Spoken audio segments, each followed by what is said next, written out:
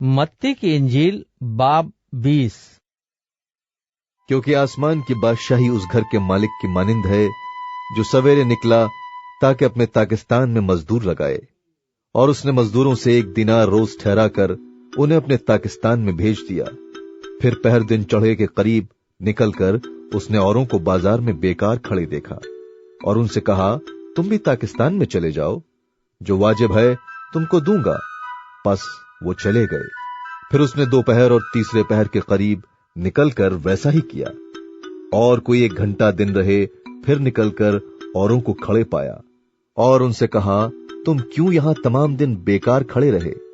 उन्होंने उससे कहा, इसलिए कि किसी ने हमको मजदूरी पर नहीं लगाया। उसने उनसे कहा, तुम भी ताकिस्तान में चले जाओ। जब शाम हुई तो ताकिस्तान के मालिक ने अपने कारिंदे से कहा कि मजदूरों को बुला और पिछलों से लेकर पहलों तक उनकी मजदूरी दे दे। जब वो आए जो घंटा भर दिन रहे लगाए गए थे, तो उनको 1-1 दिनार मिला। जब पहले मजदूर आए तो उन्होंने ये समझा कि हमको ज्यादा मिलेगा, और उनको भी 1 दिनार मिला।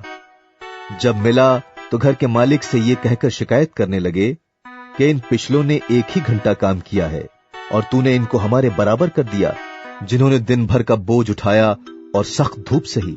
उसने जवाब देकर उनमें से एक से कहा, मियां, मैं तेरे साथ बेइंसाफी नहीं करता। क्या तेरा मुझसे 1 दिनार नहीं ठहरा था? जो तेरा है उठा ले और चला जा। मेरी मर्जी यह है कि जितना तुझे देता हूं इस पिछले को भी उतना ही दूं। क्या मुझे रवा नहीं कि अपने माल से जो चाहूं सो करूं?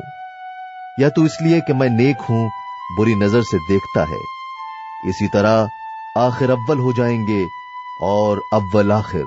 और यरूशलेम जाते हुए यीशु 12 शागिर्दों को अलग ले गया और राह में उनसे कहा, देखो हम यरूशलेम को जाते हैं और इब्ने आदम सरदार काहिनों और फकीहों के हवाले किया जाएगा, और वो उसके कत्ल का हुक्म देंगे और उसे गैर कौमों के हवाले करेंगे, ताकि उसे ठट्ठों में उड़ाएं और कोड़े मारें और सलीब पर चढ़ाएं, और वो तीसरे दिन जिंदा किया जाएगा।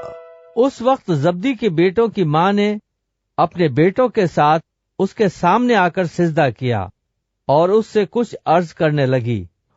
उसने उससे कहा, तू क्या चाहती है? उसने उससे कहा, फरमा के ये मेरे दोनों बेटे तेरी बादशाही में एक तेरी दाहिनी और एक तेरी बाएं तरफ बैठे। यीशु ने जवाब में कहा, तुम नहीं जानते कि क्या मांगते हो। जो प्याला मैं पीने को हूं, क्या तुम पी सकते हो? उन्होंने उससे कहा, पी सकते हैं। उसने उनसे कहा, मेरा प्याला तो पियोगे, लेकिन अपने दाहिने या बाएं किसी को बैठाना मेरा काम नहीं, मगर जिनके लिए मेरे बाप की तरफ से तैयार किया गया उन्हीं के लिए है। और जब 10 ने ये सुना तो उन दोनों भाइयों से खफा हुए। मगर यीशु ने उन्हें पास बुलाकर कहा, तुम जानते हो कि गैर कौमों के सरदार उन पर हुकूमत चलाते हैं और अमीर उन पर इख्तियार जताते हैं।